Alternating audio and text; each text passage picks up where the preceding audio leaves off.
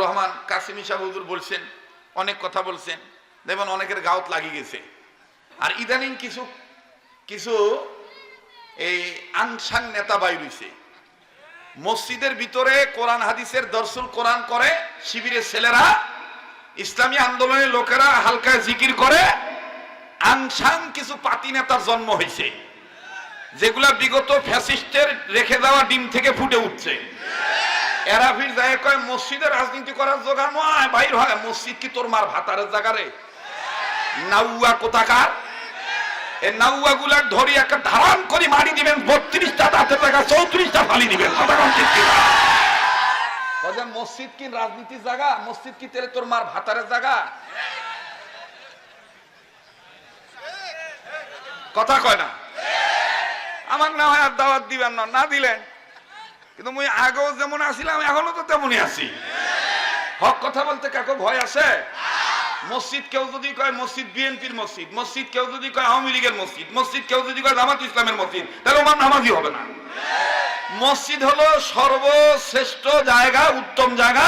আর এই উত্তম জায়গাটা সকল শ্রেণীর মুসলমানদের জন্যই মসজিদের জায়গা। কথা বলেন ঠিক কিনা? মসজিদ কারো একার নয়। আর মসজিদের ভিতরে আপনি যতটা দাওয়াত নিরঙ্কুশ ভাবে দিতে পারবেন, মসজিদের বাইরে ততটা দিতে পারবেন না। কারণ এই মসজিদের সেজদা দেওয়া হয় কার কাছে? যখন কার কাছে? এজন্য যারা বলে যে মসজিদে রাজনৈতিক আলাপ নিষিদ্ধ, মনে করবেন যে ওমার কলব সমস্যা আছে। মসজিদের মিম্বারে বসে আপনাকে বলতে হবে এই সমাজে মাদক চলবে না, এই সমাজে ব্যবহারটা চলবে না, এই সমাজে যে এলাকায় সুদের বাড়ি আছে ওই সুদের বাড়িতে আমি ইমাম সাহেব খাবো না। কথা কয় না? কথা কয় না? এগুলো কথা বলা লাগবে। এগুলো না বলিয়া খালি তেল মালিশ করা বক্তব্য। আর কত ঘুমাইবেন? আর কত ঘুমাইবেন? ঘুমানোর টাইম নাই, সময় এসেছে মাথা উঁচু করে দাঁড়াবার। রাজনীতি যে যেটাই করুক এটা তার ব্যক্তিগত ব্যাপার, কিন্তু রাজনৈতিক সিল নিয়ে কেউ যদি কোরআনের আইনের উপর আঘাত করতে চায়, আল্লাহর আইনকে, রাসূলের আদর্শকে কেউ যদি বৃদ্ধাঙ্গুলি দেখায়, টেকনাফ থেকে তেতুলিয়া, রূপসা থেকে পাতুরিয়া, 1 ইঞ্চি জায়গায় কোন জালিমকে, রামবাম চ্যাটার্জির দালালদেরকে ছাড় দেওয়া হবে না।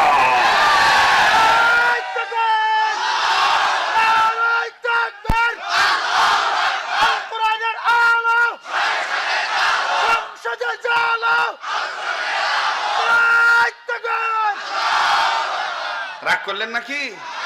বেজার হইলেন? ঘন্টাখানিক ওয়াজ করলে থাকবেন না চলে যাবেন? তাই সামনের বাইরে আবার চুপ থাকেন, পিছনের বাইরে আবার বলেন তো আল্লাহু আকবার। এবার পিছনের বাইরে চুপ থাকেন, সামনের বাইরে বলেন তো আল্লাহু আকবার। আল্লাহু আকবার যেন না হয়। এটা তোমার ওই সিগারেট কোম্পানির মোড়ের আকবর নয় যে ভাই আকবর, এরকম ভাবন নয়। এটা হলো রাজাধিরাজ, যিনি আমার আপনার মহান মালিক। আল্লাহু আকবার বলেন, আবার বলেন, আর একবার বলেন আল্লাহু আকবার। এই আল্লাহু আকবার বললে সওয়াব হয় না গুনাহ হয়?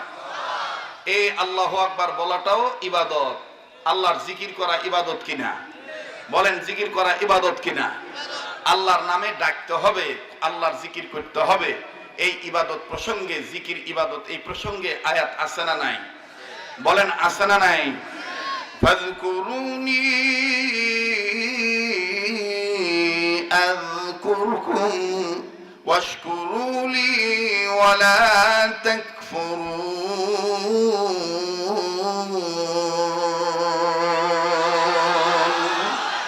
আল্লাহ রে ডাকরে বান্দা আল্লাহ বলে ডাক, আল্লাহ রে ডাকরে বান্দা আল্লাহ বলে ডাক।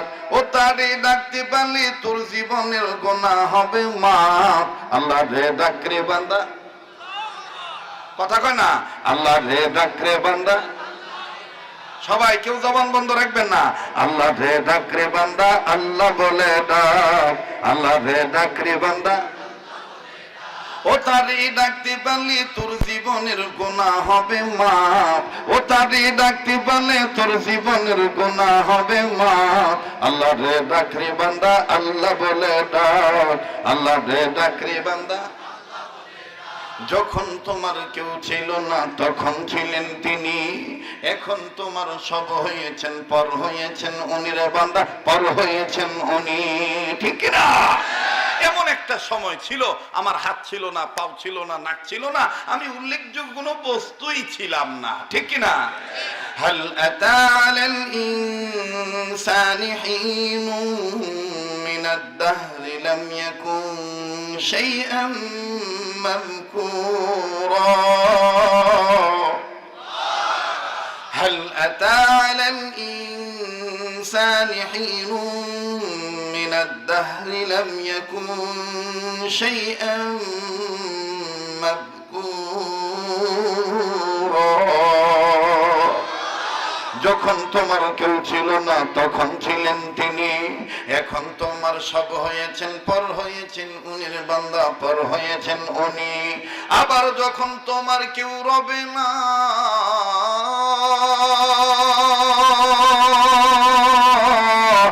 আবার যখন তোমার কেউ রবে না তখন থাকবেন আল্লাহ পাক।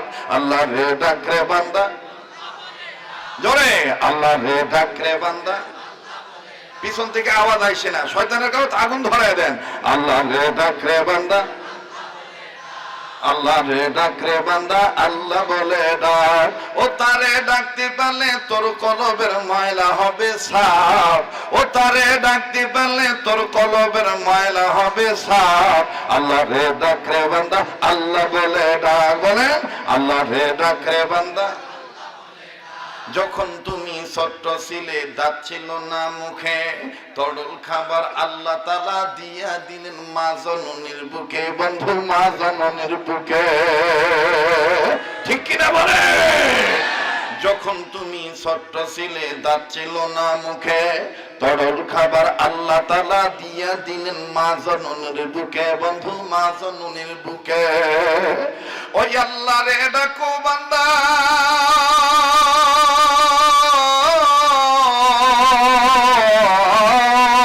ওই আল্লাহ রে ডাকো বান্দা, জীবন থাকার জাহাজ। আল্লাহ রে ডাক রে বান্দা, আল্লাহ বলে ডাক। বলেন আল্লাহ রে ডাক রে বান্দা। যখন তোমার কেউ ছিল না তখন ছিলেন তিনি, এখন তোমার সব হয়েছেন পর হয়েছেন উনি বান্দা, পর হয়েছেন উনি। আবার যখন তোমার কেউ রবে না থাকবেন শুধু আল্লাহ পাক। আল্লাহ রে ডাক রে বান্দা, আল্লাহ বলে ডাক। বলেন আল্লাহ রে ডাক রে বান্দা, আল্লাহ বলে ডাক। ফাযকুরুনি আযকুরকুম ওয়াশকুরুলি ওয়ালা তাকফুরুন। কিন্তু সমস্যা হইল এখন আল্লাহর নামের জিকির নাই, এখন জিকির হয়েছে বাবার নামে। এটাও ফির আমরা ইবাদত মনে করি করে। এই যে লালনের মাজারে গান্ধার আসর জমলো, আমরা বলে এটা ইবাদত। আর এক একজনের কি কথা, গলা ভালো তো খালি দুতারা টান মারে আর কি। আমরা তো মৌলভী মা অত গলা ভালো না। সেদিন দেখতেছি একজন ডাক দিয়ে করতেছে, ফরহাদ মাজারের এক মুরিদ বলতেছে, ওরে করিলে সিদ্ধির সাধন,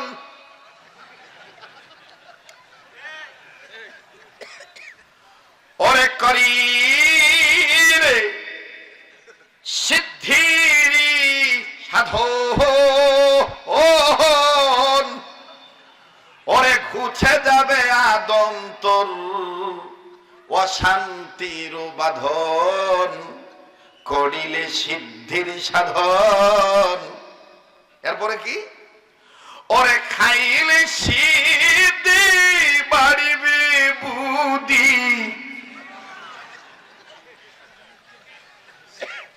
ইবাদত কথা কয় না, এগুলো ইবাদত। এগুলো হলো শয়তানকে খুশি করার কথা। লালন কোনদিন মুসলমানের আধ্যাত্মিক রাহবার হতে পারে না। মুসলমানের বিশ্ব নেতা একজন, তিনি হলেন তোমার নবী, আমার নবী, বিশ্ব নেতা মুহাম্মদ সাল্লাল্লাহু আলাইহি ওয়াসাল্লাম। কথা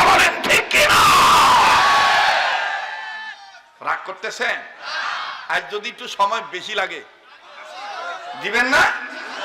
ও পাকে তাকান কেন? পাশ পাকে তাকান কেন? এ পাকে তাকান। ও পাকে আবার দেখতেছে মানুষ যায় না আসে। মানুষ এগুলো যাইবে, মানুষ আরো আসিবে। অনেকেই কইছে যে শরীরপুরি আসবে না। এখন যখন আসি গেছে এখন কয় ধর ধর ধর ধর মুই গেনু কোর যাওছিন কয় মু আজব যাওছি। কথা কয় না। আমার বন্ধুগণ, লালন কখনো মুসলমানদের প্রতীক হতে পারে না। মুসলমানের বিশ্বনেতা একমাত্র জনাবে মুহাম্মদ রাসূলুল্লাহ সাল্লাল্লাহু আলাইহি সাল্লাম। ঠিক কিনা বলে? মুহতারাম হাজিরিন, তাহলে বলেন তো দেখি, পৃথিবীর সব মানুষকে গোলামি করার জন্য বানিয়েছেন কে? পরিষ্কার কণ্ঠে বামরাম চ্যাটার্জি মুখার্জি মানব রচিত মতবাদ মানার সকল বাতিল ফরকা বলতে চাই, এ দেশটা আল্লামা আজিজুল হক রহমতুল্লাহ আলাইহির দেশ, এদেশ মুফতি ফজলুল হক আমিনীর দেশ, এদেশ চরমনার পীর মরহুম ফজলুল করিম রহমতুল্লাহ আলাইহির দেশ, এদেশ মামুনুল হকের দেশ, এদেশ মরহুম মাওলানা কোরআনের পাখি দেলোয়ার হোসেন সাঈদী সাহেবের দেশ। এই দেশে লালনবাদ চলিবে না, এই দেশে কোন তন্ত্র মন্ত্র চলিবে না, এই দেশে কোরআনের আইনই চলবে। বাধা দিতে আসলে তারাই টিকবে না, তারাই টিকবে না।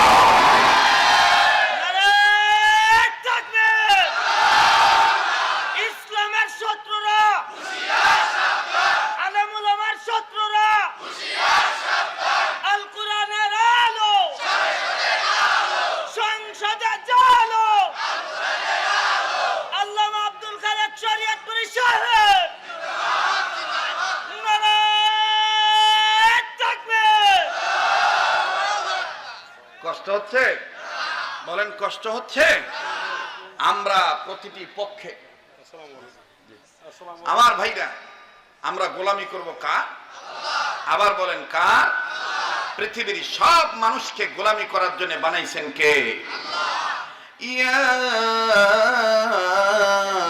আইয়ুহান নাস উবুদু রাব্বাকুমুল্লাযী খালাকাকুম ওয়াল্লাযীনা মিন ক্বাবলিকুম লাআল্লাকুম তাত্তাকুন।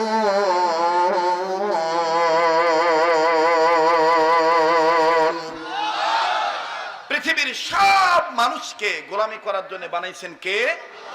আবার বলেন কে? আল্লাহ। পৃথিবীর সব মানুষকে গোলামি করার জন্য বানাইছেন কে? আরেকবার বলেন কে?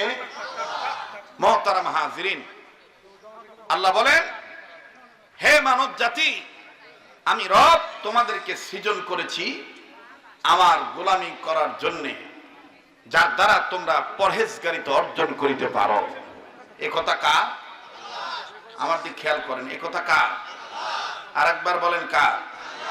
বুঝে থাকলে এতক্ষণের আলোচনায় যদি আপনি বুঝতে পারেন, বলেন তো দেখি, মানুষ সকল ক্ষেত্রে গোলামি করবে কার? এবং আপদে বিপদে সাহায্য চাইবে কার? তাহলে আয়াতটা জানা থাকলে পড়েন তো, ইয়্যাকা না'বুদু ওয়া ইয়্যাকা নাস্তাঈন। পড়েন, ইয়্যাকা না'বুদু ওয়া ইয়্যাকা নাস্তাঈন। এতগুলো মানুষ কোরআনের আয়াত তেলাওয়াত করতেছে না, গুনগুন করে বলেন, ইয়্যাকা না'বুদু ওয়া ইয়্যাকা নাস্তাঈন। আলহামদুলিল্লাহি রাব্বিল আলামিন আর-রাহমানির রহিম মালিকি ইয়াউমিদ্দিন ইয়্যাকা না'বুদু ওয়া ইয়্যাকা নাস্তাঈন ইহদিনাস সিরাতাল মুস্তাকিম সিরাতাল লাযীনা আন'আমতা আলাইহিম গায়রিল মাগদুবি আলাইহিম ওয়ালা ضالين آمين إياك نعبد وإياك نستعين। আমার ভাইরা, আমার বন্ধুগণ, আল্লাহ বললেন, নবীজি তাম পৃথিবীর মানুষগুলোকে আমার পক্ষ থেকে জানিয়ে দেন, নবী গো,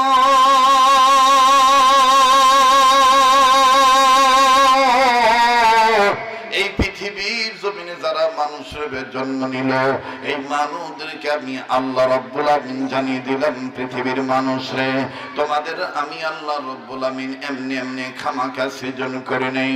আমি রব তোমাদেরকে সৃজন করেছি আমি আল্লাহর গোলামি করার জন্য।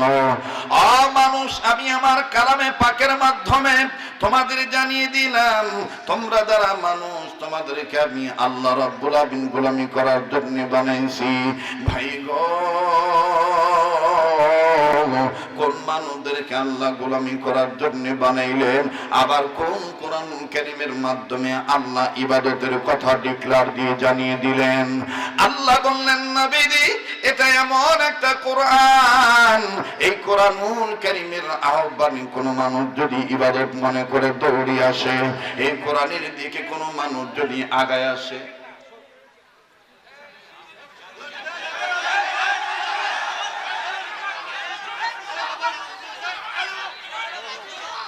থামেন থামেন থামেন থামেন থামেন, হ্যাঁ থামেন। শোনেন, প্রত্যেকটা মাহফিলের একটা সৌন্দর্য আছে। আজকের মাহফিলে আমি যেমন প্রধান বক্তা, আজকের মাহফিলে যিনাকে প্রধান অতিথি করে চিফ গেস্ট হিসেবে দাওয়াত দেওয়া হয়েছে, তিনিও কিন্তু আজকের মাহফিলের একজন মেহমান। অতএব আমরা আমাদের আচরণটা যেন এরকম না করি যে কারো সম্মানের উপর আঘাত করা হয়। কর্তৃপক্ষকে বিনয়ের সহিত বলবো, আর একটা চেয়ার আনেন, মহামান্য প্রধান অতিথিকে তার আসনে বসায় দেন। কথা কয় না, কোনো ধরনের কোনো বিশৃঙ্খলা করিয়েন না, ঠিক আছে না? জি মুহতারাম হাজিরিন, যেনারা এখানে এসেছেন সর্বাধিকভাবে তাদের সময় মতন তিনাদের বক্তব্য প্রদান করিবেন। যেহেতু আলোচনা শুরু হয়ে গেছে, অতএব এখন আমি বিনয়ের সহিত বলবো যে কোনো ধরনের কোনো ডিস্টার্ব বা বিশৃঙ্খলা যেন কারো পক্ষ থেকে না হয়। আপনাদের প্রতি আমার অনুরোধ, কর্তৃপক্ষের কাছে আমার অনুরোধ, অতিথিদের কাছেও আমার অনুরোধ, আমরা সবাই এখানে আল্লাহর গোলাম। কথা বলেন ঠিক কিনা? আমরা গোলামি করব কার? সাহায্য চাই কার? আল্লাহ বললেন, নবীজি তাম পৃথিবীর মানুষগুলোকে আমার পক্ষ থেকে জানিয়ে দেন, নবী গো এই পৃথিবীর জমিনে যারা মানুষের জন্ম নিল, নবীজি মানুষদেরকে আমি আল্লাহ রাব্বুল আমিন খামাখা বানাই নাই। এই মানুষগুলির জন্য আমি আল্লাহ বিধান দিলাম আমার ইবাদত করা। অগণবিধি ইবাদতের কথা কোরআনুল কারীমের মাধ্যমে জানাইলাম। কোন কোরআনুল কারীমের মাধ্যমে জানাইলাম? নবী গো এই কোরআনে ডাকে কোনো মানুষ যদি সাড়া দিয়ে আগায় আসে, এই কোরআনুল কারীমের আহ্বানে কোনো মানুষ যদি সাড়া দেয়, আমি আল্লাহ রাব্বুল আমিন তাদের দুইটা জিনিস পুরস্কার দেব। আমি আল্লাহ তাদের জীবনের গুনাহ মাফ করে দেব। দ্বিতীয় নম্বর, আমি আল্লাহ তাদের আমলনামায় জান্নাত লিখে ধন্য করে দেব। আওয়াজ দিয়ে জোরে বলেন না সুবহানাল্লাহ। আল্লাহ বলেন, বান্দা আমার শোনো, ওয়াল্লাহু ইয়াদউ ইলাল জান্নাতি ওয়াল মাগফিরাতি বিইজনিহি ওয়া ইউবাইয়িনু আয়াতিহি লিন-নাসি লাআল্লাহুম ইয়াতাযাক্কারুন।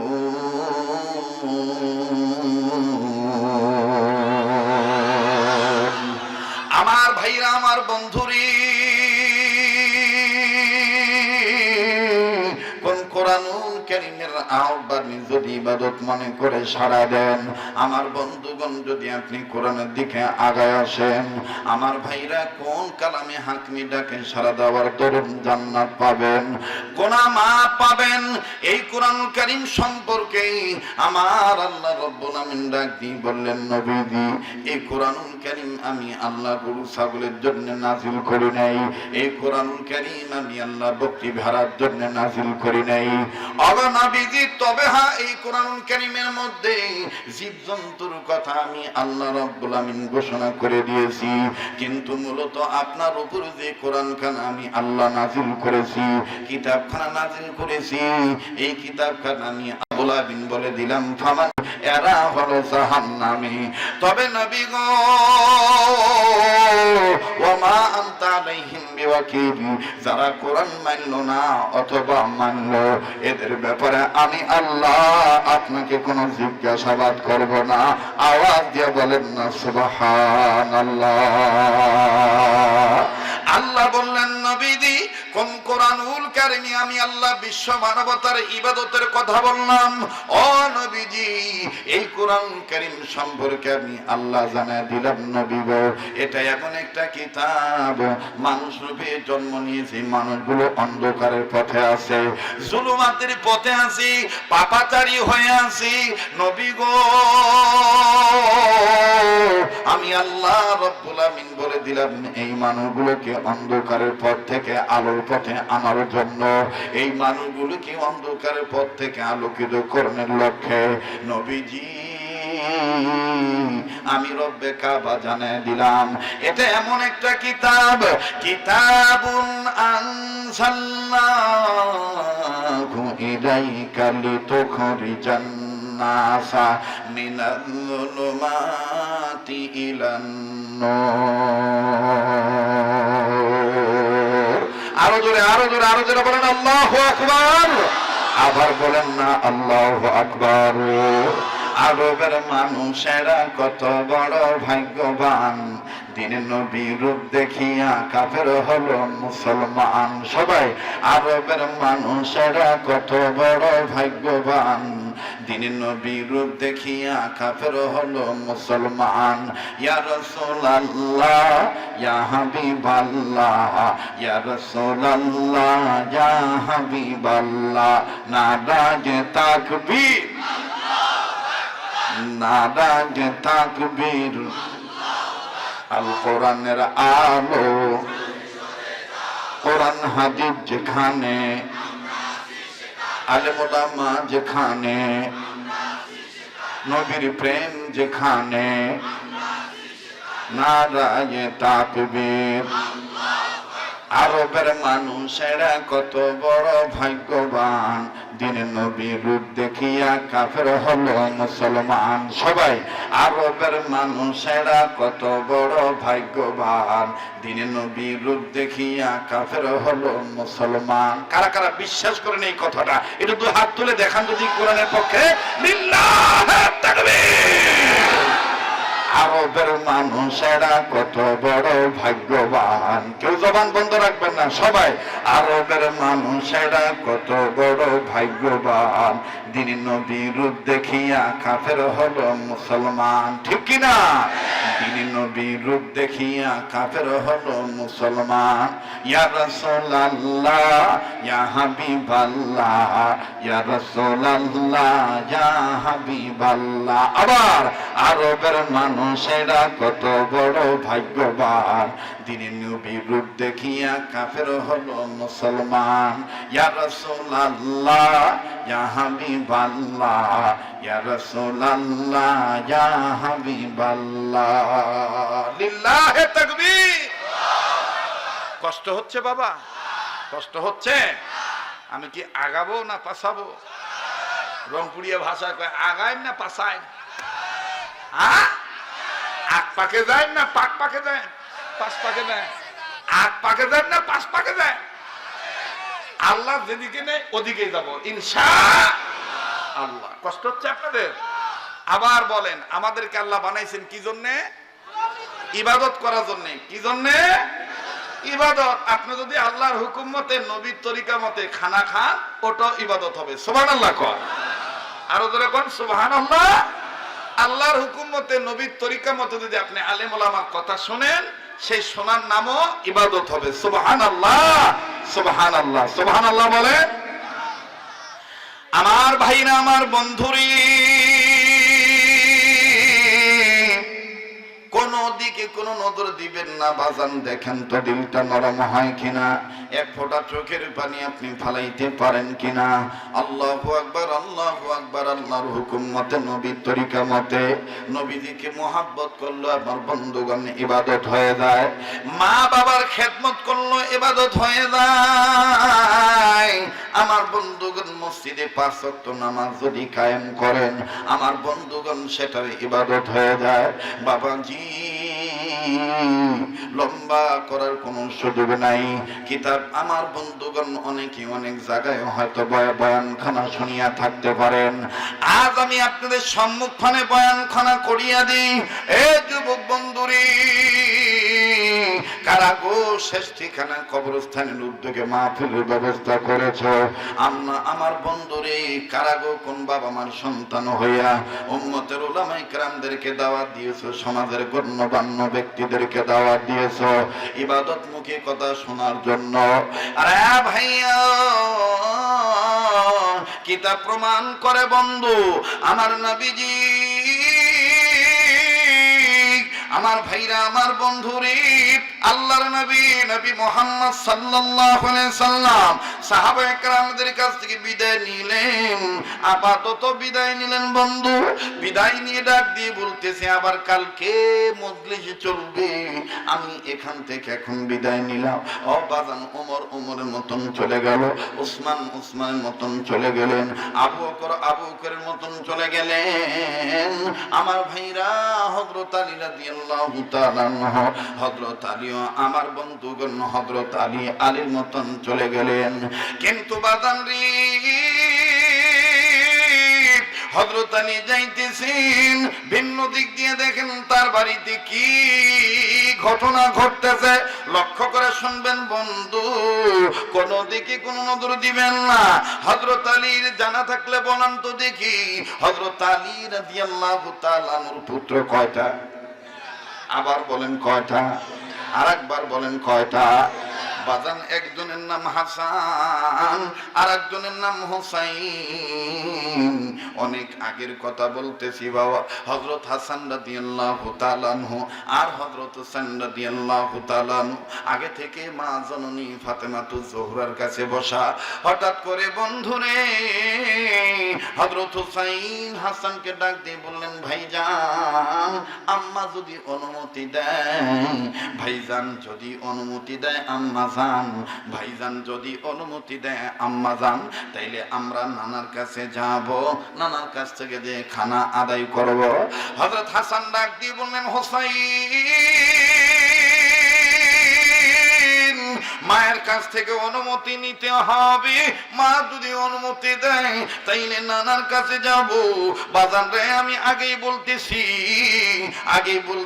আবারও বলতেছি বাজান, অনেকদিন পর আপনাদের এই হারাগাছ এলাকায়, নবদিগঞ্জ এলাকায়, সাহেবগঞ্জ এলাকায়, সিগারেট কোম্পানি এলাকায়, ভাই রংপুরের দীর্ঘ এই এলাকাগুলিতে, এই প্রত্যন্ত অঞ্চলে অনেকদিন বাজান আসতে পারি নাই, কোনো এক কারণে আসতে পারি নাই।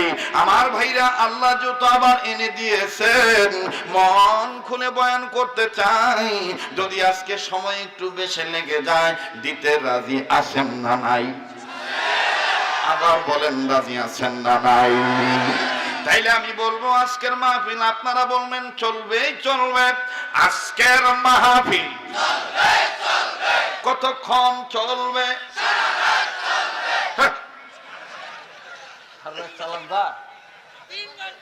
আল্লাহ যতক্ষণ কবুল করে ইনশাআল্লাহ।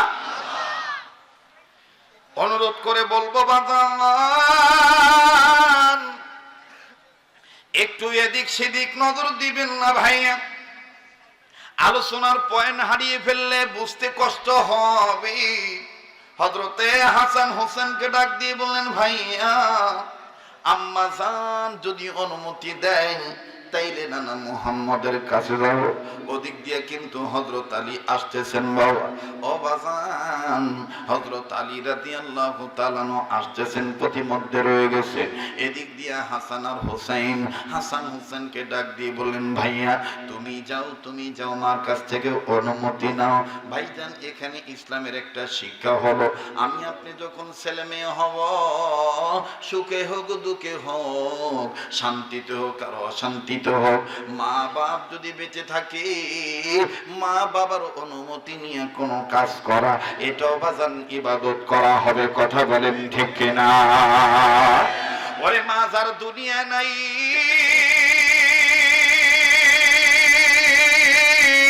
তার মতন বড় দুঃখী বড় ভাবি আর কেউ নাই।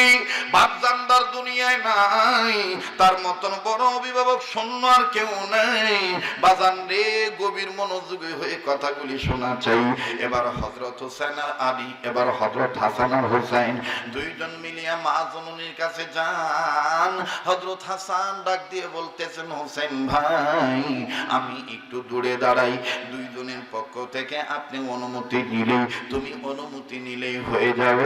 ও বাজান, দুই বালক ছোট্ট মানুষ হোসেন দৌড়ায় মায়ের কাছে গেল।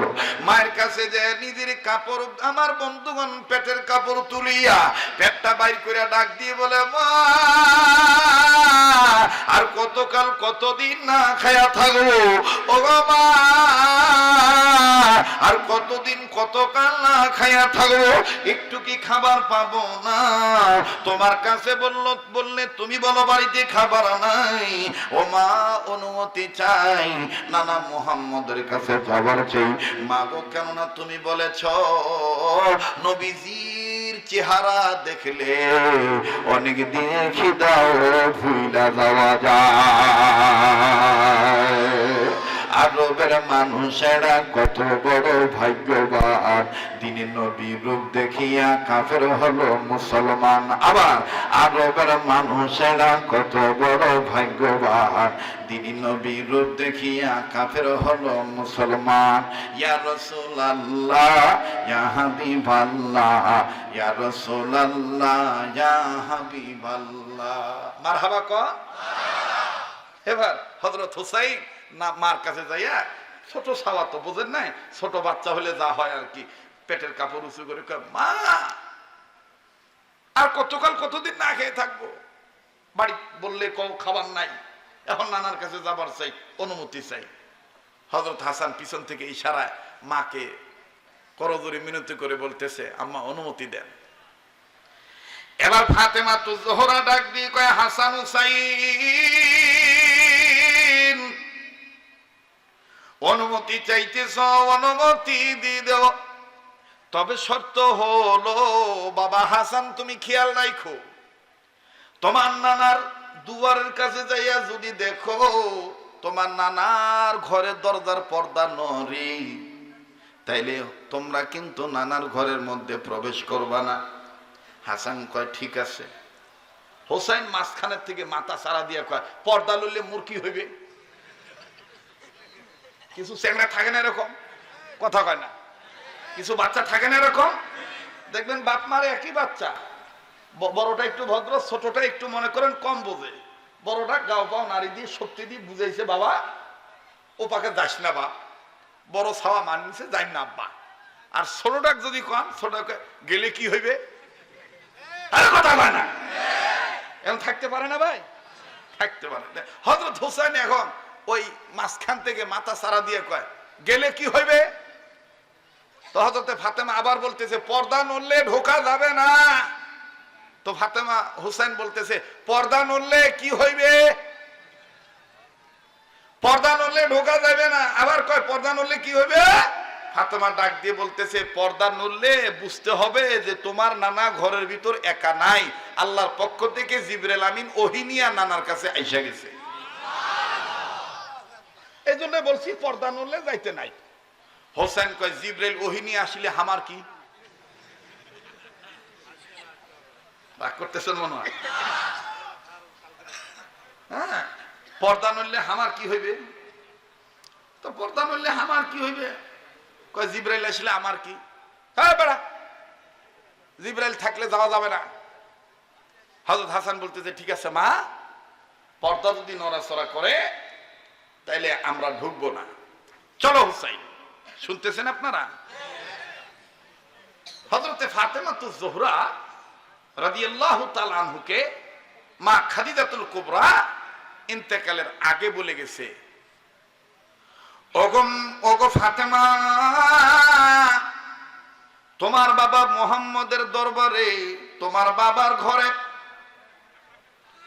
যখন তখন ঢোকা যাবে না।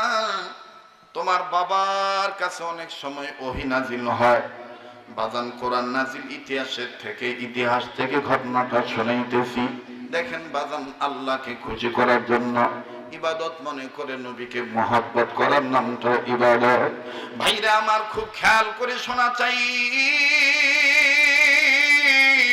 এইবার হযরতে ফাতেমাতু যোহরাকে খাদিজাতুল কুবরা রাদিয়াল্লাহু তাআলা আনহা ডাক দিয়ে কয়, ফাতেমা, তোমার বাবা দরজার তাবুর পর্দা যদি কখনো নড়াচড়া করে, তাইলে তুমি এই পর্দার ভিতরে ঢুকবা না, এই ঘরের মধ্যে যাইবা না। কেননা ওই সময় তোমার বাবা একা থাকে না, ওই সময় তোমার বাবার কাছে জিবরাইল আমিন আসে, তোমার বাবার কাছে ওহী নিয়ে আসে। ফাতেমা ডাক দিয়ে কয়, আম্মু গো, জিবরাইল আসার ওহী নাজিল হওয়ার কি আরো কোনো আলামত আছে? খাদিজাতুল কুবরা ডাক দিয়ে বলতেছে, ফাতেমা, যদি দূর থেকে দেখো ঢং ঢং ঢং ঢং ঘন্টা বাজে, কোন ধরনের ঘন্টা বাজে, বুঝানিও জিবরাইল আমিন আইসা গেছে। বলে, মা আর কোনো আলামত আছে নাকি? বলে, আরে ফাতেমা, যদি দেখো আসমানের কোন এক কর্নারে ঝন ঝন ঝন শব্দ হইতেছে অথবা করে আওয়াজ হইতেছে, তাইলে বুঝা নিবা জিবরাইল আমিন আইসা গেছে। বলে, মা আরো কোন আলামত আছে নাকি? ডাক দিয়ে বলে, আরো আলামত হইল, যদি পর্দা নাও নড়ে, যদি ঘন্টা নাও বাজাবাজি করে, যদি আসমানে কোনো আওয়াজ না হয়, যদি কোনো ধরনের শেষ না বাজে, তাইলে তুমি পর্দা সরে তোমার বাবার ঘরে ঢুকবা। তোমার বাবার ঘরে ঢুইকা যদি দেখো তোমার বাবা ঘামতেছে, তোমার বাবার ঘাম বের হইতেছে, তোমার বাবা ঘেমে গেছে, বুঝা নিও তোমার বাবার কাছে জিবরাইল আমিন ওহী নিয়ে এসেছে। বলে, মার কোনো আলামত আসেনি? ডাক দিয়ে কয়, ফাতেমা রে, যদি দেখো তোমার বাবা স্বাভাবিক নাই, তোমার বাবা কম্বল মুড়ি দিয়ে শুয়ে আছে,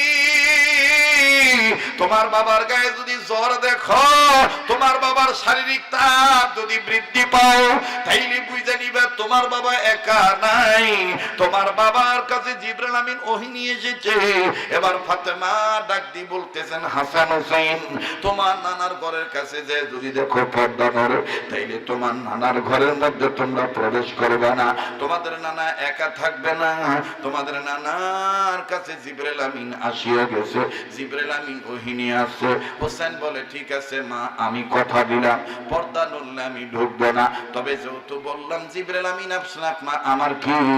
আর হাসান বলল, মা ওর কথা আপনি মন খারাপ করবেন না, পর্দা নড়লে আমি ওরে ঢুকতে দেব না। এ ভাইয়া, লম্বা করার কোনো সুযোগ নাই। এবার হযরতে হাসান আর হুসাইন হাঁটি হাঁটি পা পা করে চলে যায়। চমৎকার একটা তথ্য বাজান আমি আপনাদের শোনাবো, জীবনে কোনোদিন শুনছেন কিনা জানি না। হযরতে হাসান আর হুসাইন যখন নবীদের দরবারে চলে গেলেন, হযরত হাসান বহু দূর থেকে লক্ষ্য করে দেখতেছেন পর্দা নড়ে কি নড়ে না, পর্দা নড়ে কি নড়ে না। এবার হযরত হাসান নজর করে দেখতে পাইলেন পর্দা নড়াচড়া করে, পর্দা একবার এদিক যায় আবার ওদিক যায়। হযরত হাসান হোসেনের ডাক দিয়ে কয়, হোসেন রে, মার কথার সাথে কেমন জানি পর্দা নড়ার মিল পাওয়া যায়। হোসেন ডাক দিয়ে কয়, এত তাড়াতাড়ি ভয় পাইলে কেমনে হবে ভাই? হাসান ডাক দিয়ে কয়, না না, এখন যাওয়ার দরকার নাই, নানা একা নাই, নানার সাথে আছে জিবরাইল নানা ভাই, দুইজনই এখন কথা বলতেছে। হযরত হোসেন কয়, ভাই যান, পর্দা নড়লে মা ঢুকতে নিষেধ করেছে, কিন্তু মা কি বলে তারা দুইজন তা তো শুনতে নিষেধ করে নাই। পর্দা নড়লে ঢুকতে নিষেধ করছে, কিন্তু দুই ভাই কি কয়, জিবরাইল আর নানা কি কয়, মুহাম্মদ কি কয়, এটা তো শুনতে নিষেধ করে নাই। এবার কই চেয়ারটা না আনা হইলো? হ্যাঁ, এত কষ্ট করে চেয়ারটা আনলেন, উঠান না কেন? নিয়েছেন? আরে ওয়াজ তো হইবেই, আজ এখানে প্রধান অতিথি প্রধান বক্তা মিলঝিল করে আজকের অনুষ্ঠান সমাপ্তি করা হবে। কথা বলেন ঠিক কিনা? আল্লাহ কবুল করুক। কই নিয়ে এসো বাবা, নিয়ে এসো। সম্মানিত ব্যক্তিকে সম্মান করা সুন্নাত। এটাও যদি কাহো মনের থেকে মানি নেন, এটার নাম হবে ইবাদত। কথা বলেন ঠিক কিনা? ইয়াকা না, এই মাইকলা, মাইকের সাউন্ডটা একটু কমান তো, বেশি মোটা হয়ে গেছে, বাসটা কমান, টনটা চিকন করেন, মোর গলার আওয়াজ যেরকম ওরকম দেন। এলাতে এত তাড়াতাড়ি মুখ বুড়ে বানাইছে, কথা কয় না। জি জি, বসায় দেন, আসেন আসেন আসেন।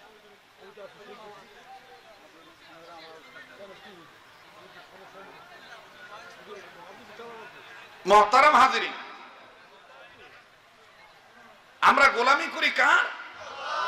সাহায্য চাই কার?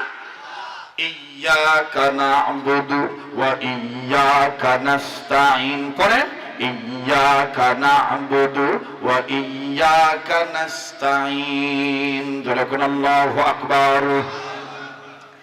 এবার ভাইরা আমার, বন্ধুরে, ইমাম হোসেন রাদিয়াল্লাহু তাআলা আনহু পর্দা যখন নড়তেছে, হাসানকে ডাক দিয়ে বললেন, বড় ভাই, মা বলছেন পর্দা নড়লে ঢোকা যাবে না, কিন্তু জিবরাইল আর মুহাম্মদ নবী কি কথা বলে, এই কথা শুনতে তো মা নিষেধ করে নাই।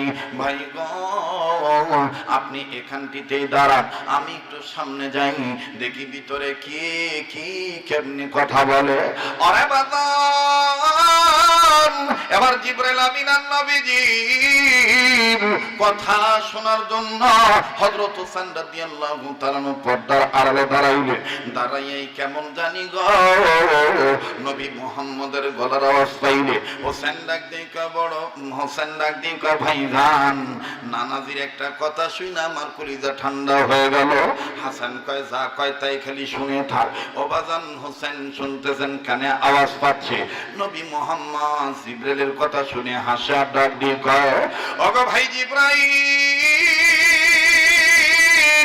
কোনদিন তো ওহী নিয়া এইভাবে হাসি দেন না, আজকে কেন হাসতেছেন বলেন না? জিবরাইল আমিন ডাক দিয়ে বলতেছেন, ভাইজান, জিবরাইল আমিন ডাক দিয়ে কয়, ইয়া রাসূলুল্লাহ, ইয়া হাবিবাল্লাহ, আমি আপনাকে বলে দিতে চাই, আপনার জন্য একটা খুশির খবর আছে। নবী আমার ডাক দিয়ে বললেন, কি খুশির খবর? নবী মুহাম্মদ বলার পরে জিবরাইল আমিন বললেন, নবী গো, আপনার জন্য খুশির খবর হইল আপনার ফাতেমাকে আল্লাহ তাআলা স্পেশাল একটা নাম দিয়ে দিয়েছে, যেই নামটা আল্লাহ আজকে আমি জিবরাইলের মাধ্যমে আপনার কাছে পৌঁছে দিতে বলছে। নবী বললেন, আমার মা ফাতেমাতুজ জোহরা, আমার বেটি ফাতেমার কি নাম আল্লাহ পছন্দ করছে। আল্লাহ পাকের জিবরাইল আমিন নবীকে ডাক দিয়ে বলতেছেন, নবী গো, আমার আল্লাহ আপনার বেটি ফাতেমার যত নাম আছে তার মধ্যে একটা নাম আল্লাহ নিজে আজকে আসমানের ফেরেশতাদেরকে নিয়ে মিটিং করার মাধ্যমে বিল পাস করে ফেলেছে। ওগো অত্র এলাকার মা বোনেরা, শুধু পুরুষেরা ইবাদত করলে হবে না, মা বোনদের জন্য ইবাদত করা লাগবে। মা বোনরাও মানুষ, পৃথিবীর সব মানুষ আর জিনদেরকে আমার আল্লাহ ইবাদত করার জন্য বানাইছে। গভীর মনোযোগী হয়ে শোনা চাই মা বোন গো, জীবনের শেষ বয়ান মনে করে বয়ান করছি। এবার হযরতে ফাতেমাতুজ জোহরাকে কেন্দ্র করিয়া জিবরাইল আমিন ডাক দিয়ে বলতেছেন, নবী গো, আপনার ফাতেমাকে আল্লাহ তাআলা যত নাম আপনার ফাতেমার আছে তার মধ্যে একটা নাম আল্লাহ আজকে স্বয়ং নিজেই রেখে দিয়েছেন। নবী আমার বললেন, জিবরাইল, ওই নামটা কি নাম? ওই নাম কি নাম? জিবরাইল আমিন ডাক দিয়ে বলতেছেন, নবী গো, ওই নামটা হইল খাতুনে জান্নাত। আবার বলেন কি নাম? আবার বলেন কি নাম? খাতুনে জান্নাত। এবার নবী আমার ডাক দিয়ে কয়, জিবরাইল, এই খাতুনে জান্নাত তুমি এই কথাটা বলে দিতেছো, এর আগে তো আল্লাহ পাক বলেছেন, আমিও বলেছি, সাইয়্যিদাতুন নিসা আহলিল জান্নাহ, জান্নাতি মহিলাদের সর্দারিনী, কিন্তু আজকে আবার খাতুনে জান্নাত বলা হলো। জিবরাইল আমিন তাও হাসা শেষ করে না। জিবরাইল আমিন তাৎক্ষণিক বাজান আমার ভাইয়া তৎসময় খালি হাসতেই ছিলেন।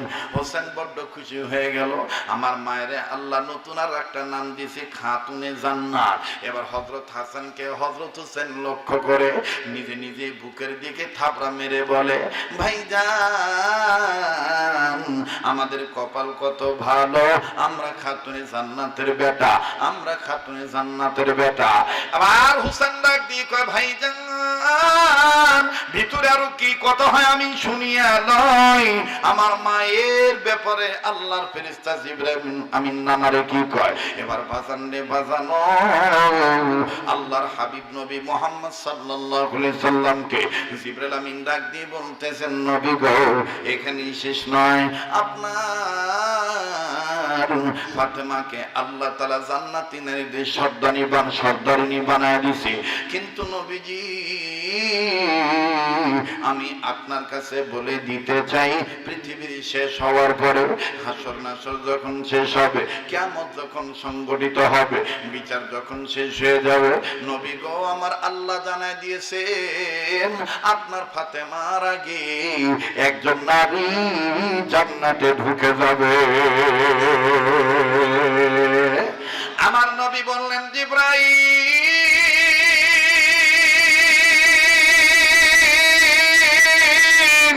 ফাতেমা জান্নাতি মহিলাদের সর্দারিনী হবে। এই ফাতেমার আগে আবার কোন নারী জান্নাতে যাবে?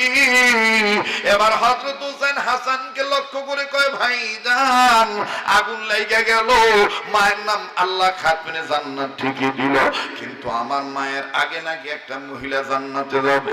এবার হযরত হোসেন ছোট মানুষ, বাচ্চা মানুষ, আর নানার দরবারে দাঁড়াইলেন না, একটা দৌড় মেরে নবী মুহাম্মদের নাতি ইমাম হোসেন চলে গেলেন মায়ের কাছে, যে কয়, মা গো, ওই মা আপনি শুনলে আশ্চর্য হবে, মা গো আপনি তো খাতুনে জান্নাত, আপনি সাইয়্যিদাতুন নিসা আহলিল জান্নাহ, কিন্তু মা আমি নিজে কানে শুনেছি নানা মুহাম্মদের কাছে জিবরাইল আমিন বলতেছে আপনার আগে নাকি একটা মহিলা জান্নাতে যাবে। হযরতে ফাতেমার হাতে প্লেট ছিল বা থালা ছিল, অথবা কোন লেখক লিখেন কাপড় ছিল। হযরতে ফাতেমার হাত থেকে কাপড় পড়ে গেল। ফাতেমা তো জোহরা ডাক দিয়ে কয়, আল্লাহ তাইলে কি আমার ঈমান আমলে কোনো কমতি আছে নাকি? আমার ইবাদত তোমার কাছে কি গ্রহণ হয় না গো আল্লাহ? আল্লাহ আমারে জান্নাতি মহিলাদের সর্দানি বানায় দিলেন, আমার নাম নাকি দিয়ে দিলেন খাতুনে জান্নাত, কিন্তু আবার আমার আগে কোন মহিলা জান্নাতে যাবে? দেখি আমার স্বামী বাড়িতে আসুক, আমি আমার স্বামী আলীরে জিজ্ঞেস করব। ভাইজান আমি আগেই বলেছিলাম আজকে একটু সময় দেওয়া লাগবে বাবা, একটু সময় যদি লম্বা হয়ে যায় এদিক সেদিক বাজার নজর দিবেন না।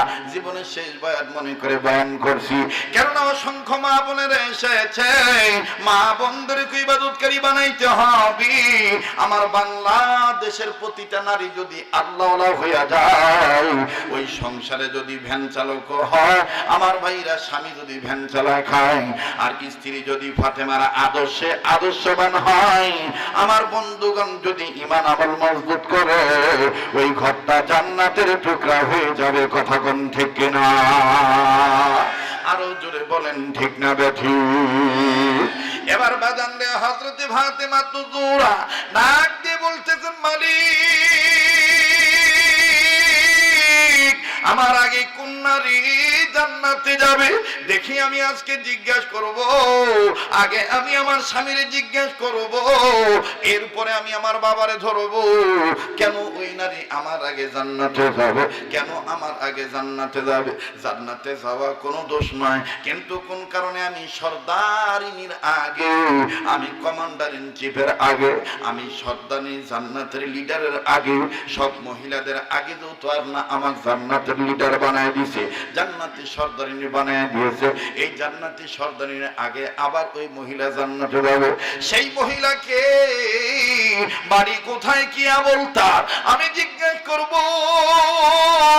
বাজান হযরতে ফাতেমা তো জোহরা ওয়েটিং এ থাকলেন রে বাবা, ওয়েটিং করতেছি, অপেক্ষা করতেছি, ধৈর্য ধরে আছেন স্বামী যখন বাড়িতে আসবে। কিন্তু বাজান হযরত হাসান মায়ের কাছে বসা, হযরত আলীকে দেখার জন্য হযরত হোসেন দরজার কাছে দাঁড়ায় আছে।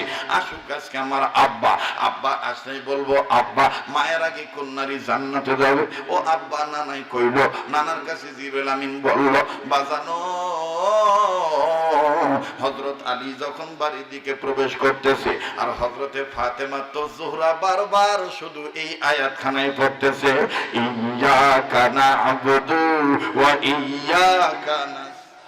পড়েন না, ইয়্যাকা না'বুদু ওয়া ইয়্যাকা। ও ভাই, যার আয়াত পড়তে ভালো লাগবে, কোরআনের গুনগুন দিতে মজা লাগবে, বুঝে নেবেন আল্লাহ আপনাকে মাফ করে দিবে, আল্লাহ আপনাকে কবুল করবে। বলেন না, ইয়্যাকা না'বুদু ওয়া ইয়্যাকা। মনে হচ্ছে না এটা কোরআনের দর্শ চলতেছে? কোনো ঝামেলা আছে? তাহলে সবাই আবার বলেন না, ইয়্যাকা না'বুদু। ডাক দিয়ে কয়, আব্বা আমি আপনাকে বলি গো আব্বা, আমার মা জান্নাতি মহিলাদের সর্দারনি হলে কি হবে, খাতুনে জান্নাত হলে কি হবে, সাইয়্যিদাতুন নিসা আহলিল জান্নাহ হলে কি হবে? আব্বা গো, আমি নিজে কানে শুনেছি জিবরাইল আমিন বলেছে আমার মায়ের আগে নাকি একটা মহিলা জান্নাতে যাবে। আব্বা গো, ওটা কোন মহিলা? মা বলেছে তোমায় জিজ্ঞেস করবি। হযরত আলী ডাক দিয়ে কয়, আমি বলবো না, বলবে তোমাদের নানা। আমি বলবো না, বলবে তোমাদের নানা।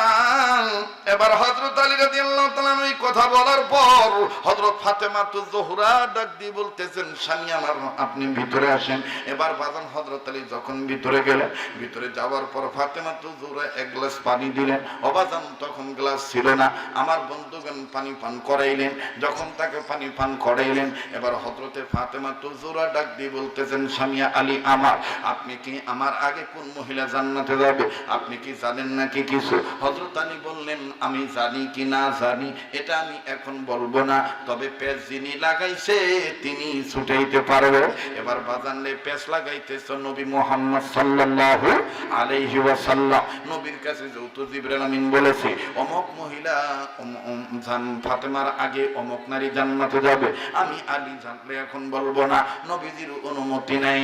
এবার ফাতেমা জোহরা ডাক দিয়ে বলতেছেন, হাসান হোসাইন, এতক্ষণ তোমাদেরকে বলেছিলাম পর্দা নড়লে ঢোকা যাবে না, এখন পর্দা নুরুক আর যাই করে করুক না কেন, যদি যাইয়া দেখো তোমাদের নানা বসে আছে, তোমাদের নানার কাছে আমার সালাম দিয়া নানা আমার বাড়িতে নিয়ে আসবা। হাসান ডাক দিয়ে কামা গো, আজকে দেখেছি পর্দা আস্তে নড়তেছে, এখন যদি যাই দেখি পর্দা জোরে নড়তেছে, তাই দেখি ঢুকবো নাকি মা? ফাতেমা ডাক দিয়ে কয়, বেশি জোরে নড়াচড়া করলে ভিতরে ঢোকার দরকার নেই। হযরত হোসেন ডাক দিয়ে মা আবার বলতেছি, পর্দা নড়লে তো বোঝা যাবে জিবরাইল আমিন আছে। বলে জিবরাইল আমিন থাকলে ঢোকা যাবে না। বাবাজি লম্বা কথা সঙ্গে করে দিলাম। এবার হযরত হাসান হোসেন দৌড়ায় দৌড়ায় চলে গেলেন। হাসান দূর থেকে নজর করে দেখতেছেন পর্দা নড়তেছে। হাসান আগের জায়গায় দাঁড়িয়ে রইলেন। হোসেন আমার বন্ধুগণ সাহস করে অ্যাডভান্স হইলেন, সামনে যাইয়া ডাক দিয়ে কয়, আল্লাহ তোমার নবী নানা মুহাম্মদ কইছে মায় যদি কোনো অর্ডার করে ওই অর্ডারটা গ্রহণ করে ফলো করলে আমল করলে নাকি তুমি আল্লাহ খুশি হইয়া যা। মা এখন পাঠাইছে, এখন পর্দা নুরুক আর যাই করুক, মই ঢুকি যাই। এখন পর্দা জোরে জোরে নড়তেছে। হযরত হাসান কয়, ঢুকিস না ঢুকিস না। না, মোর মায়ের আগে কে জান্নাতে যাবে মুই দেখি। একটা জিদ আছে না, কথা কথা এর ভিতরে একটা জিদ পালন করতেছে। এবার ভিতরে ঢুকছে, পর্দা সরাইছে। যখনই পর্দাটা সরাবে জিবরাইল আমিন টের পাইছে। জিবরাইল আমিন টের পাই, ইয়া রাসূলুল্লাহ এ বাচ্চাটা কে? রাসূল বলতেছেন, এটা আমার ওই পাগলাটা, আমার কলিজাটা। সুবহানাল্লাহ কোন। নানা নাতি, নানা নাতিকে মোহাব্বত করা এটাও কিন্তু সুন্নত। কিতাবের মধ্যে আছে, কোন নানার কোলে যদি নাতি পেশাব করে আর নানা যদি সহ্য করে, তাহলে এটা মুহাম্মদ সাল্লাল্লাহু আলাইহি সাল্লামের মতন খুশি হওয়া নেক আল্লাহ ওই নানার আমলনামায় দিয়ে দিবে। কিভাবে? মুহাম্মদ সাল্লাল্লাহু আলাইহি সাল্লামের কোলে একবার হোসেন পেশাব করছে। হযরতে ফাতেমা একটু রাগ হয়ে ডাক দিয়ে কয়, আর সময় পাইলো না এই ছেলেটা। ফেরেশতা আইসে ওহী নিয়ে আইসে, আমার আব্বা উপরে ওহী নাজিল হয়, আর এই আব্বার কোলে তুই পেশাব করলি, মার মুখে থাপ্পড়। হযরতে ফাতেমাকে নবীজি কয়, বাবা মা বেজার হইও না, আমি নানা, ও আমার কলিজা, আজকে তোমাকে সামনে নিয়ে বলে দিচ্ছি, কিয়ামত পর্যন্ত কোন নানার কোলে যদি নাতিরা এইভাবে পেশাব করে আর নানারা যদি সহ্য করে, তাদের আমলনামায় অসংখ্য নেকি লেখা হবে। এই ওয়াজ শোনার পর থাকি কালকে যত নানারা আছে দেখবেন নাতিদেরকে কোলত নিয়ে না মুতিলেও জোর করি মুতাইবে। মত শরীয়তপুরি হুজুর কইছে সুন্নত হইবে, কথা কয় না। ইসলাম সুন্দর নেওয়া সুন্দর, বলেন শান্তি নেওয়া শান্তি। এবার আল্লাহর হাবিব জনাবে মুহাম্মদ রাসূলুল্লাহ সাল্লাল্লাহু আলাইহি সাল্লাম চুপ করে বসে আছেন। জিবরাইল টের পাইছে ইনি কে? নবী বলতেছেন ইনি আমার পাগলাটা। জিবরাইল আমি বলতেছি, ইয়া রাসূলুল্লাহ অনুমতি দেন আমি আমার খোলস পাল্টাই, মানে আমার সুরত পাল্টাই, রংটা পাল্টাই। নবী বলতেছেন শিগগিরই পাল্টাও, নাইলে মুসিবত। এক যদি টের পায় যে তুমি জিবরাইল ফেরেশতা, তাহলে উপায় নাই। এবার হুসাইনের ভিতরে জিদ হলো যে আমার মায়ের আগে জান্নাতে যাবে কোন মহিলাটা, এটা আগে আমি জানবো আমার নানার কাছে। আর এই জিবরাইল যে আমার নানার কাছে আসলো, জিবরাইল বড় না নানা বড়, এটা আগে আমি দেখি। এখন জিবরাইল আমিন মুহূর্তের মধ্যে রূপ পাল্টাইছে। কিতাবের লেখক লিখে দাহিয়াতুল কলবির সুরত, মানুষের সুরত জিবরাইল আমিন নিছে। নেওয়ার পরে মানে হুসাইন যেন না বুঝতে পারে যে আমি ফেরেশতা জিবরাইল আমিন। এবার হযরত হুসাইন জিবরাইলকে দেখে কয়, আসসালামু আলাইকুম ওয়া রাহমাতুল্লাহ, কেমন আছেন? অনেকবার খালি আপনাকে দেখি নানার সাথে পাশে বসে থাকেন। আচ্ছা আপনি এত সুন্দর চেহারা আপনার, আচ্ছা আপনি বলেন তো আপনি বড় না আমার নানা মুহাম্মদ বড়? মানে ওই খুঁজি খুঁজি বাইর করবে এটা যে জিবরাইল আমিন। সুবহানাল্লাহ কবেন না? আমার বন্ধুগণ ডেকে বলতেছেন আপনি বড় না আমার নানা মুহাম্মদ বড়? তো নবী মুহাম্মদ সাল্লাল্লাহু আলাইহি সাল্লাম বলে ফেললেন আমি বড়। জিবরাইল আমিন দাহিয়াতুল কলবি সুরত নিয়ে ডাক দিয়ে কয়, ইয়া রাসূলুল্লাহ আপনি কিভাবে আপনি আমার বড়? মুহাম্মদ সাল্লাল্লাহু আলাইহি সাল্লাম বলতেছেন তাহলে তোমার বয়স কত? জিবরাইল আমিন কয়, ইয়া রাসূলুল্লাহ আপনি তো সেদিন জন্ম নিলেন, আর আপনি আজকে নাতির সামনে আমাকে অপমান করতেছেন, বলতেছেন আপনি বড় আমি ছোট। আমি আদম থেকে শুরু করে ঈসা পেরিয়ে আপনি পর্যন্ত ওহী নিয়ে আসি আর যাই, আর আপনি সেদিন আসলেন মুহাম্মদ দুনিয়া।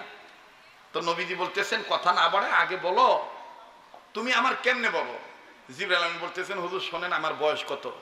আল্লাহ তাআলা যখন প্রথম জমিন বানাইলেন, এরপর প্রথম যখন আল্লাহ আসমান বানাইলেন, আসমান বানানোর পরে আল্লাহ আসমানকে তারকা দিয়ে সাজাইলেন, সূর্য ফিট করলেন, চাঁদ ফিট করলেন, ফিট করার পরে লক্ষ কোটি তারকার মাঝে একটা তারকা এত সুন্দর, ওই তারকাটা আমি দেখলাম। দেখার পরে হঠাৎ করে দেখি ওই তারকাটা নাই, ওই সুন্দর তারকার সুন্দরের প্রেমে পড়ে গেলাম। আমি তাকায়াই থাকলাম, তাকায়া থাকতে থাকতে থাকতে থাকতে থাকতে ৭০,০০০ বছর কেটে গেল। ৭০,০০০ বছর পর হঠাৎ করে দেখি ওই সুন্দর তারকা আবার আইছে। আমি আবার তাকাইলাম, তাকায়া থাকলাম, আমার তাকায় থাকতে দেখতে দেখতে দেখতে দেখতে দেখতে ৭০,০০০ বছর কেটে গেল। এইভাবে হুজুর ওই তারকাটা আমি একবার না দুইবার না আমি ৭০ বার দেখছি। আর আপনি বলতেছেন আমি জিবরাইলের চাইতে আপনি বড়। নবী মুহাম্মদ সাল্লাল্লাহু আলাইহি ওয়াসাল্লাম বলতেছেন ৭০,০০০ বছর পর পর ওই তারকাটা দেখেছো, ভালো কথা, ৭০ বার দেখছো, কিন্তু এখন কি দেখো? জিবরাইল কয়, ইয়া রাসূলুল্লাহ আপনার জন্ম হওয়ার পর থেকে অর্থাৎ মা আমেনার গর্ভে আপনি আসার পর থেকে ওই তারকাটার দেখি না। আল্লাহ রাসূল বলতেছেন ওই তারকাটার নামই ছিল মুহাম্মদ সাল্লাল্লাহু আলাইহি ওয়াসাল্লাম। আরেকটু জোরে কোন, আরেকটু জোরে কোন সুবহানাল্লাহ। এইবার হুসাইন ডাক দিয়ে কয়, নানা ভাই আমার নানা মুহাম্মদ বড়। মুহাম্মদ সাল্লাল্লাহু আলাইহি ওয়াসাল্লাম ডাক দিয়ে বলতেছেন, নানা ভাই তুমি কি জন্য এসেছো? কারণ নবী জানে যে এক যদি জানে যে এটা জিবরাইল, এক কইবে তুমি বলে জিবরাইল, তোমার পাখনা বলে অনেক পাখনা, ৬০০ পাখনা, এই ৬০০ পাখনা যদি একটা পাখনা বাড়ি দিলে বলে তুমি বহু দূর যাও, তো মোর পেটত খিদা নাইছে, তুমি পাখনা বাড়ি মারো, জান্নাতত যাও, মোক খাবার আনি দাও। নবী কিন্তু এগুলো জানে যে পেছত ফালাইবে, এজন্য নবী কথা কাটা দিয়ে বলতেছে, ভাই তুমি কি জন্য এসেছো? আল্লাহ রসুলকে ইমাম হোসেন ডাক দিয়ে বলতেছেন, নানা ভাই আমি প্রথমে আইসা কানে শুনতে পাইছিলাম আমার মা নাকি জান্নাতি মহিলাদের সর্দারিনী। ফির আবার পেঁচ লাগিয়ে গেছে। ইনি বলল যে আমার মায়ের আগে নাকি একটা মহিলা জান্নাতে যাবে। এখন আব্বা ধরছিলাম, আব্বা কয় তোমার নানা বলছে তোমার নানাই পেট ভাঙিয়ে দিবে, এজন্য মা পাঠাইছে আপনার কাছে জানবা ওই মহিলাটা কে আর কি কারণে আমার মায়ের আগে জান্নাতে যাবে। আমার মা না জান্নাতি মহিলাদের সর্দারিনী। আল্লাহ রাসূল জিবরাইলকে ইশারায় বললেন ভাই তুমি চলে যাও, ইনশাআল্লাহ পরবর্তীতে আবার সাক্ষাৎ হবে। আমি যাই আমার মাকে আগে ঠান্ডা করে আসি। কষ্ট হইতেছে আপনাদের? যেরকম কষ্ট হইতেছে। এবার আল্লাহ রাসূল সাল্লাল্লাহু আলাইহি সাল্লাম হযরত হোসেনকে ধরে হাত ধরে দুই নানা নাতি চলে যাচ্ছেন। যখন চলে গেছেন হযরত আলী রাদিয়াল্লাহু তাআলা দরজার কাছে দাঁড়ায় আছে। হযরত আলী রাদিয়াল্লাহু তাআলা রাসূলকে সালাম দিলেন। হযরত আলীর সালামের উত্তর পাইয়া নবীজি বলতেছেন আলী আজকে কিন্তু এখন আর সাহাবী নবী হিসেবে কথা হবে না, এখন কথা হবে জামাই শ্বশুর হিসেবে। সুবহানাল্লাহ কবেন না? কয় এখন কথা হবে কি হিসেবে? জামাই শ্বশুর হিসেবে। বলে আব্বা তাইলে আপনি বলেন আপনার বেটির আগে কে জান্নাতে যাবে? নবীজি বলতেছেন এটা তো তুমি ভালো করে জানো, ফাতেমার আগে কে জান্নাতে যাবে তুমি তো ভালো করে জানো। এইবার হযরত হুসাইন ডাক দিয়ে বলতেছেন আব্বু গো আমার মায়ের আগে কে জান্নাতে যাবে আপনি একটু বলেন তো দেখি। ভাইজান কিতাবের লেখক লিখে হাজার হাজার ফেরেশতারা আসমানের মধ্যে আমার বন্ধুগণ দোলাদুলি করতেছিল। আহারে যেই মানুষটার কারণে আল্লাহ আমাদের বানাইলো, যেই মানুষটার কারণে দুনিয়া সৃজন করলো, যেই মানুষকে বিশ্ব নেতা হিসেবে মেনে নিয়ে আমল করতে পারলে জান্নাত পাইব ইনসান জাতি, আজকে সেই ইনসানের মহামানব বিশ্ব নবী নবী মুহাম্মদের বেটি খাতুনে জান্নাত জান্নাতি মহিলাদের সর্দারিনী। এই বেটির আগে কোন বেটি জান্নাতে যাবে এইটা নিজে আলী জানির পরে জানার পর নবীকে নেতা মেনে নবীজির উপরে ধারবার ছেড়ে দিল। ভাইজান কেউ যদি চলে যায় চলে যেতে দিবেন বাবা, দেখেন তো দিকে দিল খান হয় কিনা। হযরত ইমাম হোসেন কান্দার ডাক দিয়ে কয় মা গো ওহি মা আপনার আগে কোন বেটি জান্নাতে যাবে আমি খুঁজে খুঁজে বের করতেছি। হযরতে ফাতেমা হুসাইনের চোখের পানি মুছে দিয়ে বলে বাবা রে তুমি কান্দো কেন, কান্নার কারণ কি? হোসেন ডাক দিয়ে বলতেছেন মা গো আমি পাগল হয়ে যাই হই, আমার জিদ বেশি থাক আর যাই কিছু হোক না কেন গো মা, ও মা আমি আপনাকে বলতে চাই মা, মা গো আমি আপনাকে বলতে চাই গো মা, মা আমি তোমাকে ভালোবাসি। কেননা আমার নানা মুহাম্মদ বলেছেন মায়ের ভালোবাসা ছাড়া বাবার ভালোবাসা ছাড়া মা বাবার দোয়া ছাড়া জান্নাত পাওয়া যাবে না। হোসেন ডাক দিয়ে কয় মা গো আমি তোমাকে কলিজা দিয়ে ভালোবাসি। আমার বন্ধুগণ দুনিয়াতে যার মা নেই তার মতন বড় ভাবি আর কেউ নেই। ভাইরে কেউ কারো দিকে তাকাইবেন না। আজকে জানি দিল বলতেছে মাহফিলে দোয়া কবুল হয়ে যাবে, এই পাগলের দিলে ঠক দিলের দিকে তাকাইলে ঠকবেন না। এই পাগলকে আল্লাহ রব্বুল আলামিন প্রতি বছর বারবার মক্কা মদিনা নিয়ে যায়। মুসাফির মানুষ মাজলুম মানুষ আমি আপনাদের জন্য দোয়া করব। কাবা ধরে যে কাবা ধরে হাতটা দিয়ে বারবার কাবা ধরি, এই হাত তুলে আমি আপনাদের জন্য দোয়া করব। ও ভাইয়ান আত্মার আত্মীয় রক্তের বক্ত মনে করে আপন মনে করে বাজান কথা বলছি কোন বক্তা হিসেবে নয় বন্ধু। বাবাজি দেখেন তো দেখে দিল কানা নরম হয় কিনা, এক ফোঁটা চোখের পানি ফালাইতে পারেন কিনা। মাকে মা জননীর হাতটা ধরছে, নানা মুহাম্মদ কাছে দাঁড়ানো, হযরত আলীও কাছে দাঁড়ানো, ভাইও এক পাশে দাঁড়ানো। হুসাইন মায়ের কাছে গেলেন, মা জননীর হাত ধরে কান্দে, আমার তুমি মন খারাপ করো না, তোমার আগে কোন বেটি জান্নাতে যাবে তার আমি একটু দেখবো, না দেখে আমি থামবো না। এবার হযরত হুসাইনের কান্না দেখে নবী বললেন আহারে এর মা বেঁচে আছে তাই এত মায়ের পাগল, আমি মুহাম্মদের মা নাই রে আমার বাইরারি, মায়ের পায়ের নিচে সন্তানের বেহেশত। এর যুবক বন্ধুরা পূর্ব কাছু নাইরা যুব সমাজের ভাইরা খুব খেয়াল করবেন বন্ধু, দুনিয়ায় যাদের মা নাই তাদের মতন বড় দুঃখের কেউ নাই। মাঝে কত বড় নিয়ামত, আশেপাশে হয়তো বা আমি আপনাদের ঘটনাটা শুনেছিলাম, আমার জীবনের বাস্তব একটা ঘটনা আমি আপনাদেরকে শুনে দিয়ে যাই বাবা। আজ থেকে বহু বছর আগের বন্ধ বাবাজি, তৎকালীন সময়ে পদ্মা সেতু হয় নাই। ঢাকা জেলা থেকে, ঢাকা বিভাগ থেকে বরিশাল বিভাগে যাব, পদ্মা নদী পাড়ি দিয়ে ফেরির মধ্যে গাড়ি তোলা লাগবে।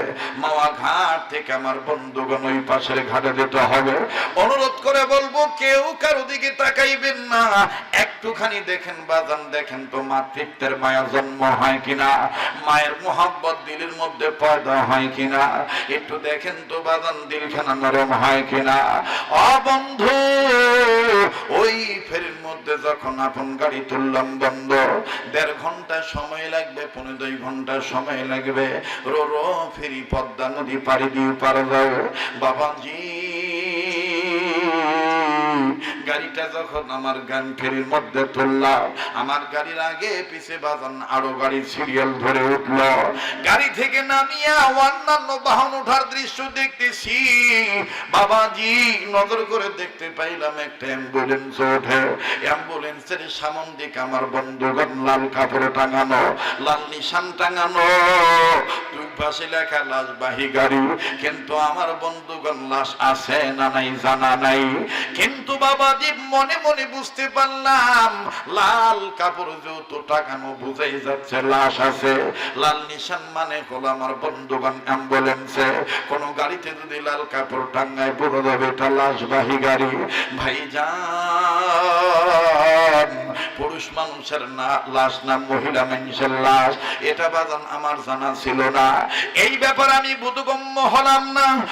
বাবাজি, এরপরও বাজান একজন আলেম মানুষ হইয়া, মুসলমান হইয়া আপন মুসলমান মৃত ব্যক্তির জন্য দোয়া করলাম। দোয়া করে আপন গাড়িতে উঠলাম। ভাই গো, আপন গাড়িতে উঠিয়া যখন পিছনের আমার গাড়ির পিছনের গ্লাসটা নামাইলাম, বাহিরের উন্মুক্ত হাওয়া গ্রহণ করব, বাবাজি হঠাৎ করে কেমন জানি আমার বন্ধুগণ একটা কান্নার আওয়াজ, একটা চিৎকার আমার কানে আসলো রে বাবা। ছোট্ট একটা বাচ্চা বারবার চিৎকার দিয়ে কান্না করে ওঠে আর ডেকে ডেকে বলে, আব্বু আমি আমার আম্মুর কাছে যাবো, দুধ খাবো। আম্বু, আব্বু তুমি কেন আমার মায়ের কাঠের বাক্স ধরে রাখছো? আব্বু আমি আমার মায়ের কাছে যাবো, আমি আমার মায়ের দুধ খাবো। আম্মা, আম্মা তুমি কি আর উঠবা না? তুমি কি আর আমার দুধ দিবা না? ভাই জান, আকাশ বাতাস কেমন জানি ভারী হয়ে যায়। চোখের সামনে নজর করে দেখতে পাইলাম এই ছাওয়াটার কাকা আমার বন্ধুগণ বারবার ফেরির দোকানে যায় আর আসে। কখনো আপেল কমলা, কখনো বেদানা, কখনো জুস নিয়ে আসে, কখনো বিস্কিট, কখনো পানির বোতল নিয়ে আসে। বাচ্চাটা সামনে দেয়, বাচ্চাটা ধা করে ফেলে দেয়। বাবাজি, আর বারবার খালি বাচ্চাটা চিৎকার মেরে মেরে উঠে বলে, আব্বু আমি আমার আম্মুর কাছে যাবো, আম্মুর দুধ খাবো। ভাইজান, বাচ্চাটাকে দেখার জন্য মনান সনান করতেছিল। গাড়ি থেকে নেমে গেলাম বাবা, বাচ্চাটাকে আমি দেখবো। আহারে মা হারা সন্তান, মা হারা সন্তানকে দেখার জন্য যখন সামনে অগ্রসর হইলাম, বন্ধু লম্বা কথা সংক্ষেপ করে দিলাম, সামনে যখন যে দাঁড়াইলাম এমন একটা বাজান রে করুণ চিত্র চোখে ধরা পড়ল। বাবার রানের উপর বাচ্চাটা বসা, আর বাবার চুল কেমন জানি এলোমেলো, বাবার শার্টের বোতামের গাইটটা বাজান ছিঁড়া, পকেট ছিঁড়া, বিভিন্ন জায়গায় রক্তের দাগ লাগানো, বিভিন্ন জায়গায় বাপের ঘাড়ে মুখে কানের কানে কামড়ের দাগ। বাপটা কোনো কথা বলে না, খালি বুবার মতন চোখের পানি ছেড়ে কান্দে। বাবাজি ভেবেছিলাম বাচ্চাটা একা, না না না, আরো 2টা মেয়ে সন্তান আছে। ভাই গো, মেয়ে বাচ্চাদের কান্না যখন কানে আসলো, আর একটু ভালো করে অগ্রসরের সামনে গেলাম। সামনে যায় নজর করে দেখতে পাইলাম 2 বাচ্চা মেয়ের মধ্যে একটা বাচ্চা মেয়ে পাগল নিবেশে আমার বন্ধুগণ মায়ের লাশের কাঠের বাক্সের উপরে মাথাটা ঠেকাইয়া মায়ের বাক্স নাড়াচাড়া করে আর উকি ঝুঁকি মেরে বলে, আম্মু আম্মু। ভাইয়া দুধু খাবে, তুমি কি শুনতে পাও না? আম্মু তুমি কি দুধু দিবা না? আম্মু তুমি কেন ওঠো না? আব্বু বলে তুমি নাকি মরিয়া গেছো। আব্বু বলে তুমি নাকি মরিয়া গেছো। মা গো, মায়েরা মরে গেলে কি ছেলে মেয়ের সাথে কথা বলতে পারে না? একদিকে মেয়ের কান্নার আওয়াজ, আর একদিকে বাবার ছেলের কান্নার আওয়াজ। এই লোকটা বাজান এমন এমন দুঃখের সাগরে ভেসে গেল। লোকটা কান্দে আর ডাক দিয়ে বলে, বাবা তোমার আম্মুকে ডাকলে আর তোমার আম্মু ডাকে সারা দেবে না। তোমাদের মা নাই, তোমাদের মা মারা গেছে। যখনই বললো তোমাদের আম্মু মারা গেছে, বাজানরে দুধের বাচ্চাটা জ্বালা দাঁত লইয়া বাপকে এমন দূরে কসমস করে কামড় দিয়ে ধরলো। দুই হাতের আঙ্গুলগুলি আঙ্গুলের চাড়া দিয়ে নখ দিয়া বাপ জানেন নাকের ফুটার মধ্যে আঙ্গুল ঢুকাইয়া এমন ভাবে চারা দিল, আর এমন ভাবে বাপের হাতের চামড়ার মধ্যে গোস্ত সহ কামড় দিয়ে ধরলো। বাবারি নজর করে দেখতে পাইলাম বাবার নাক থেকে রক্তের ফোঁটাগুলি ঝরঝর করে পড়ে।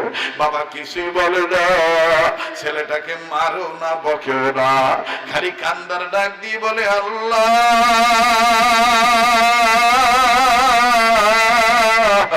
আমারে তুমি এটা কোন বিপদে ফালাইলা, আমারে তুমি কোন পরীক্ষায় ফালাইলা। বাইরে দুনিয়ায় যাদের মা নাই বাবা নাই, তাদের মতন বড় দুঃখের কেউ নেই। দেখো তো দেখি দিলখানা নরম হয় কিনা। মায়া লাগায় বাবার দরদি, মায়ের দরদি বেটা বিধিরে একটা ডাক দেন না, বলেন না আল্লাহ।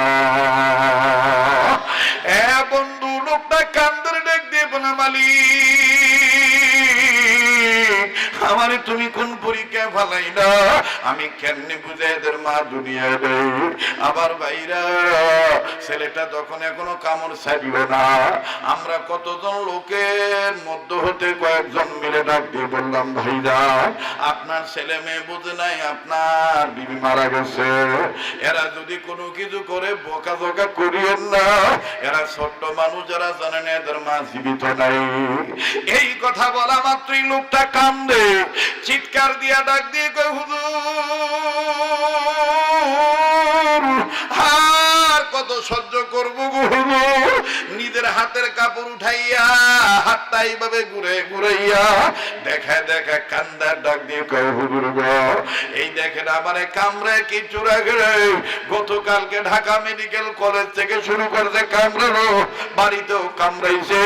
দেখেন হুজুর, যখনই বলি তোদের আম্মা মারা গেছে, কখনো ছেলে কামড় দেয়, কখনো মেয়ে কামড় দেয়। হুজুর আবার এটা কি কপাল, আল্লাহ আমারে কোন পরীক্ষা ভালাইলো। হুজুর আপনাদের কাছে একটা দোয়া চাই, আল্লাহ যেন কোনো দিন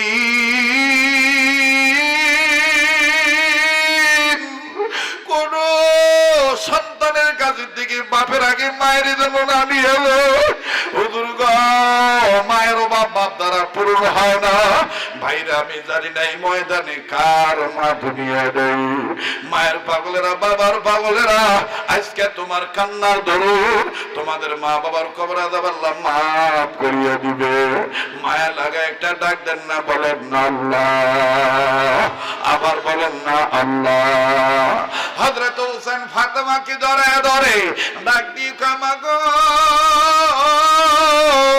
আমি আজকে প্রমাণ করব, আমি আজকে নানার কাছে আর আব্বার কাছে জানবো আমার মায়ের আগে কোন মহিলাটা জান্নাতে যাবে।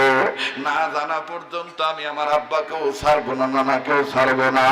ভাইজান দেখেন কোন নারী ফাতেমার আগে জান্নাতে যাবে। আমি বলছি, বলবো বাবা বাজান রে, এই দিন নরম সময় একটা আবদার করব। এই সময় ভাঙ্গা মন ইমান সাঙ্গা করার জন্য, আমলদার হওয়ার জন্য, পাক্কা ইবাদতকারী হওয়ার জন্য, আল্লাহর সাহায্য পাওয়ার জন্য আমি ছোট্ট একটা আবদার করব বাবা। অনুরোধ করে বলি বাজান কেউ উঠাউঠি করবেন না, একটা ওয়াদা দেন তো দেখি বাবা, যে হাতটা দিয়া বারবার কাবা ধরি। গোটা রমজান আল্লাহ প্রতি বছর মদিনা রাখে, এই হাতের সাথে হাত উঠাইয়া ওই বাপ মার নামে দোয়া না করিয়া যাব না। কারা কারা নিয়ত একটু হাত তুলে দেখান, আল্লাহ পাক কবুল করবেন ইনশাআল্লাহ। হাত নামা বাবাজি। আমি আপনাদের কাছে ছোট্ট আকারে আবদার করেছি, এটা রেখেছেন বাবা, ওটাও ঠিক করবেন না, ওয়াদা দিয়েছেন। এখন আমি আপনাদের কাছে ছোট্ট আকারে একটা আবদার করব, দোয়ার আবদার।